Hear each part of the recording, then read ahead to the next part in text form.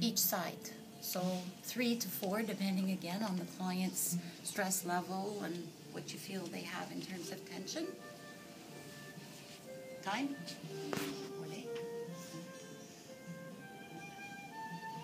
So the position, getting the right position, it's always key. So your starting positions, so maybe if we come up to the top here, we're going to see it better on this angle. Yeah. Yeah. So in the middle, the halfway point is right at the crook of the neck. Starting, that's it. The longer you stop and hold the stretch, again, the pause is part of the maneuver. It's not just your traveling time, it's not just your working time with your hands, it's also the holding. Elongations and mobilizations are like a form of yoga, assisted yoga for the client. So you don't do yoga fast, right? When we stop and we stretch and we hold, that's also part of the actual benefit of the maneuver. Beautiful. So usually what you're looking for is as you finish making the extension, you'll see that the tendon will come out, the muscle will come out. So when we see that, we say stop and pop. So when you see the pop, you stop. Cool. Excellent. So the next one we're going to get ready for is the, where did that go? Figure 8s of the orbicularis oculi. So we've worked down in the neck area, the trapezius and the sterno. Now we're back up to the face, and the figure 8s of the orbicularis oculi are the opposite finger, opposite side, and we're doing a circular rotation, starting on the upper eyebrow. Bingo. Transition point is in the third eye, or on the third eye. Very nice. Super. You understand? Now you know how Steven Spielberg feels. Right? Beautiful. Should get you a boon or something. Yeah. Right?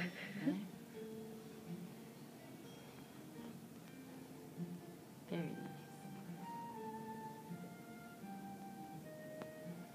The next one we're going to get ready to do is the acupressure points of the orbicularis oculi, which is maneuver number 16.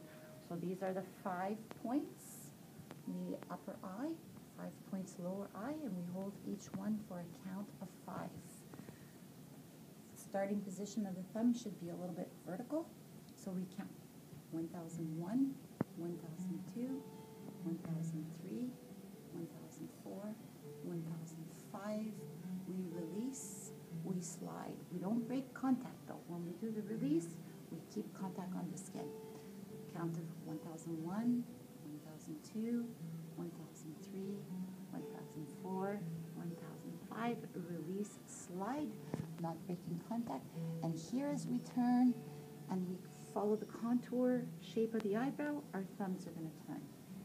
The quality of this maneuver is the fuller the contact of your thumb pad on the face, the better the execution of the maneuver. Release and slide. Again, count of 1001. We're at position number 4. 1002, 1003, 1004, 1005. Release, slide, position number 5. 1001. Count. We build up pressure in a very slow, even-handed manner. So as we count, every little count, we're increasing a little bit more pressure. Inferior, one hand's going to wait, and the other one's going to come. So don't be shy to go a little bit tight in under the eyes. 1001, 1002, 1003, 1004, 1005. Release, slide without breaking contact. Second position. 1001, 1002, 1003, 1004, 1005. Third position, we're going to come on the horizontal. So ideally also too, you want to keep as much of your hands off the face as possible so it's not a distraction to the maneuver. 1003, 1004, 1005, release and slide. We're at point number 4, position number 4. 1001, 1002, 1003, 1004, 1005. Release, slide, and don't be shy to pivot your hands as you need so you've got that nice full thumb pad. 1001, 1002, 1003, 1004, 1005. One hand's going to wait, and come back up on the top again. Vertical position, nothing else touching. So to the count of 5, 1001, 1002, 1003, 1004, 1005. Release, slide. You notice Simone is turning her thumbs a little bit now as the position changes. 1003, 1004, 1005. Release, slide. Position number 3 would be right where the arch of the eyebrow is or the pupil. So you use the beginning of the eyebrow position, the end, and the highest point for your points of 1, 3, and 5. Release and slide. The counting is important so that you're consistent with your tempo.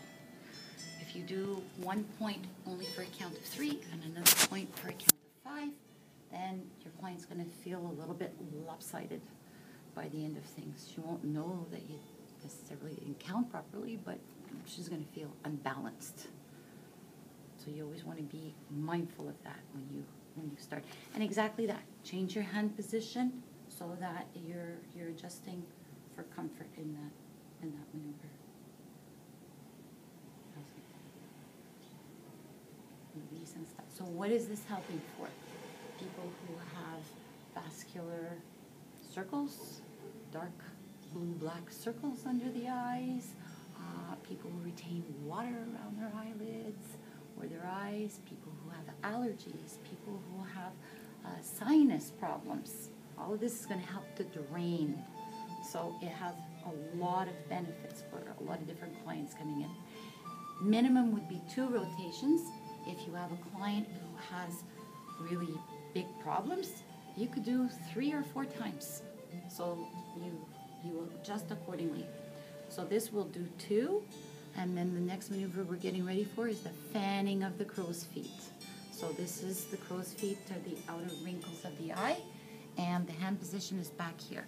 So each finger is going to strike that V zone. Here what you want to try to do is keep your hands anchored to the head so that the fans are coming towards you. And it takes practice. Some maneuvers we will learn quickly because of a natural dexterity or something that we've done before. And other maneuvers, we're going to feel like we have 2 left hands. So practice is what makes the difference, right? Because if we were all good at it from the onset, well, we wouldn't need to be here.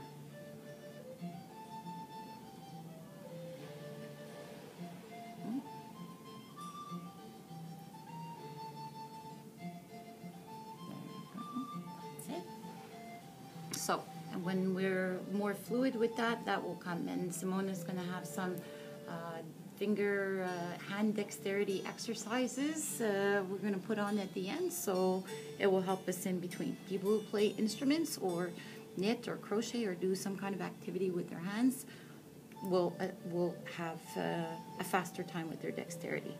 The next one we're getting ready for is the V rubbing effleurage of the eye wrinkle. So we're making a V with the opposite hand, and we're coming to the opposite side of the face. So if we're going to do this one, we're making the V, he's going on, and we start out with a pivot. We try to keep the pivot to the feet so that our hands don't have to think about this maneuver, or at least this part. Once we're comfortable with the pivot, and we're staying in the zone of the crow's feet where they would be, then we're going to introduce the opposite hand, and he's going to be on a backwards, forwards kind of erasing movement or motion.